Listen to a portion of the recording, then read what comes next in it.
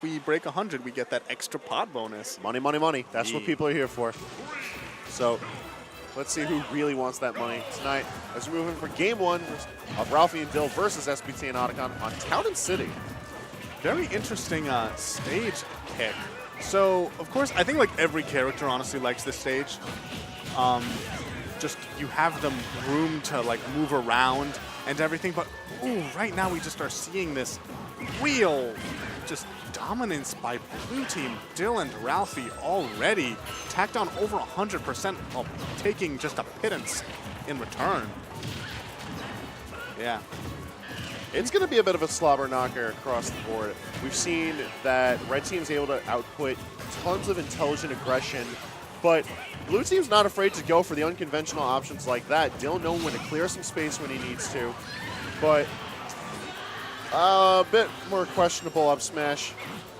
He was really looking for the opening on Ralphie, but his teammate gets caught up in it, and only Otacon was the one to die in that exchange, and we now have 6 stocks to 4.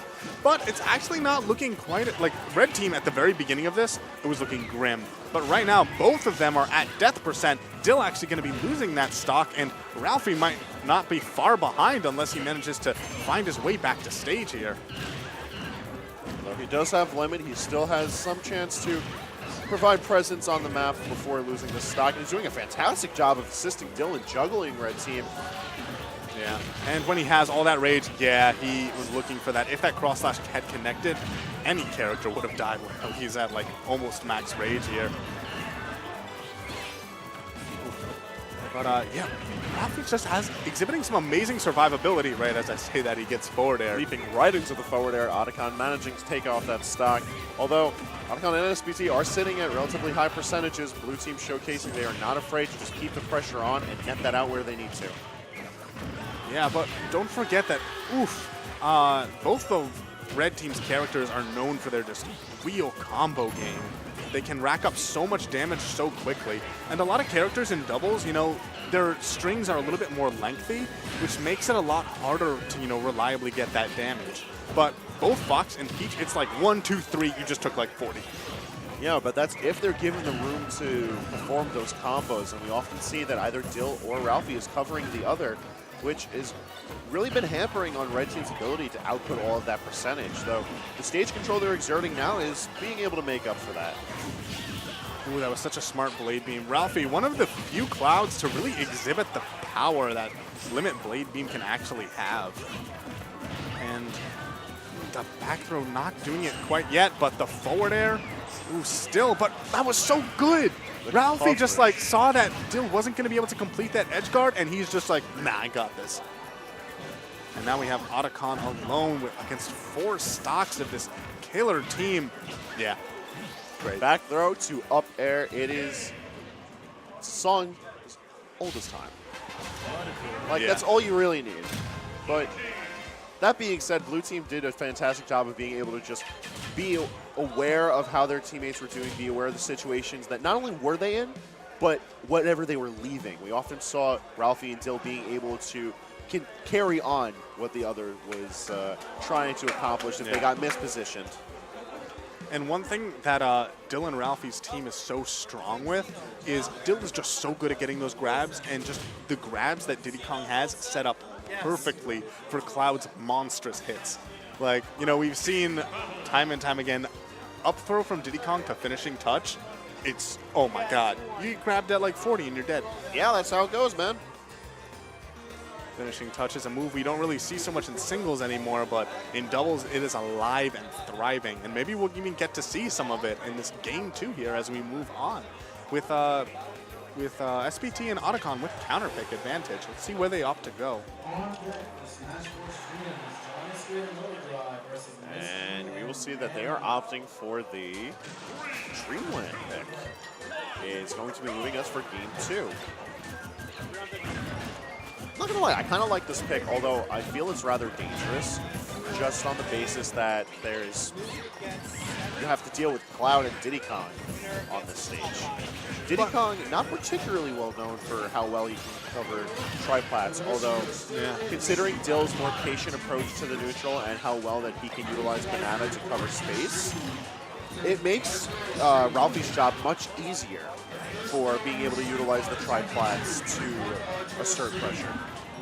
Yeah, but one possible advantage this can be for Red Team is actually last game we saw how that when they're in close quarters together, they're actually pretty good at, knowing the other their partner's boxing game and just sort of staying out of it. And on a stage with a lot less space like Dreamland, we might be able to see them exhibiting a little bit more pressure like that. Ooh, the up smash, getting both of them, but SPT is the one who's going to lose his stock there.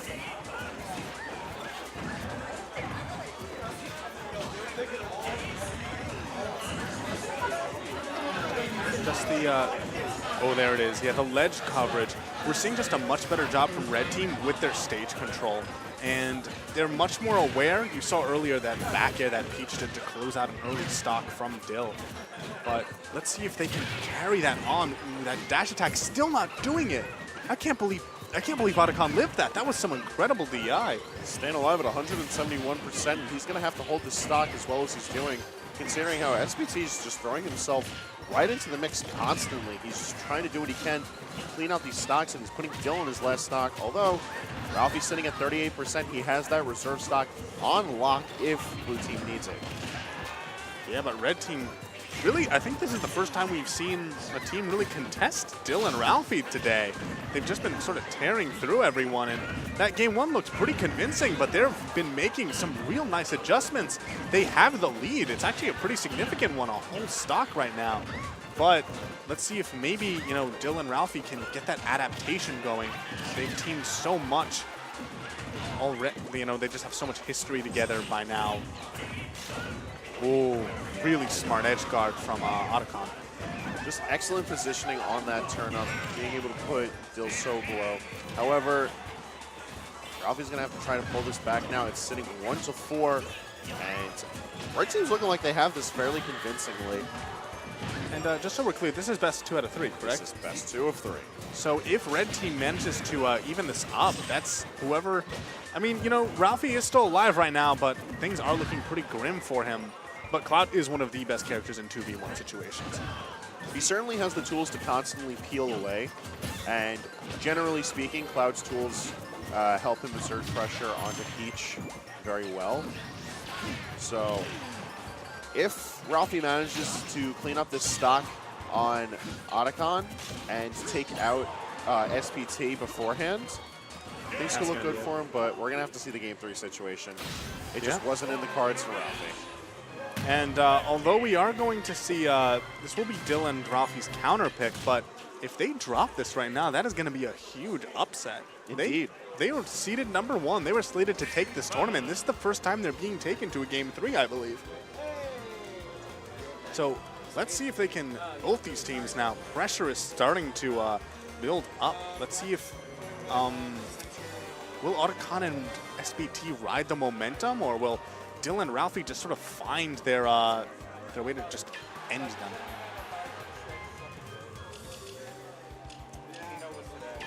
We have the switch to Town and City for Game 3. All right. Yeah.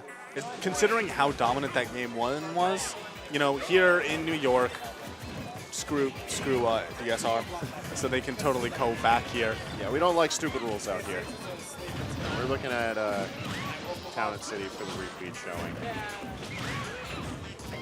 And we're immediately seeing why. Like, blue team being able to contest damage particularly well. However, Red team sort of getting more into the groove of things. They're able to at least match that damage, having 74 in counting on Ralphie. He's been beaten into his limit, but he has it. It's a matter if he's going to be in position to really make use of it, though. Still being able to stay evasive. Takes a little bit of percentage for his efforts, but he's got his banana ready. He's trying to exert some sort of stage pressure out onto Otacon. Yeah, we have pretty much a consistent percent lead, and that's going to be the stock. Wow, Ralphie losing that stock pretty early to that Peach forward air, which is, that crown hurts. So will they have this lead? Let's see if they can actually play to it. Or, oh yeah, that's so scary. Just having both of them lined up like that. It covers just It feels like they can cover every option, and just like that, we have the turnaround. Blue team again with the lead. An incredibly quick turnover, allowing blue team to take that lead in pretty convincing fashion. It looked like they had a bit of a slippery start to this game 3, but now I'm not so sure if red team's going to be able to carry their momentum from game 2 further. Ralphie looking like a man possessed. He wasn't too happy that he had to drop first blood in this match. All right. Oh, he's going way out there. He's going to be making it back, though, but perhaps not in the best situation. Ooh. And Dill is actually starting to exhibit the survivability that he's kind of known for in this team composition. He can stock tank, and unfortunate there, that team kill is going to really hurt them. They haven't really been able to get any footing since they both lost the stocks very early on. Once blue team got this lead, they've just been playing to it fantastically. And now we have 2 stocks to what a trade! Brilliant, So smart of Dill. He was aware of the platforms going back. He recognized the stock situation.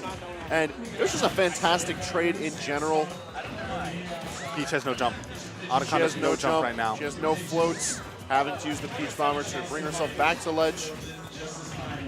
But she manages to. Oh, what? Gonna hit his teammate there. Oh, that almost killed. Otacon getting a bit cheeky out here, but he is managing to stay alive. And Ralphie really wants to clean this up. He does not want any more shenanigans to take place. He's just putting out tons of... This man's just pressing buttons. Oh, that's it. With reckless abandon, one of those buttons finally manages to hit. The up smash can be cleaning things up 2-1. Ralphie in Dill's favor. You could tell he really wanted the, what was it called? The, oh yeah, that was that. But he wanted that down tilt up B, which of course, I forget if it has a name, but when Peach does down tilt and then hits with first hit of up B and how it can kill characters at literally 0.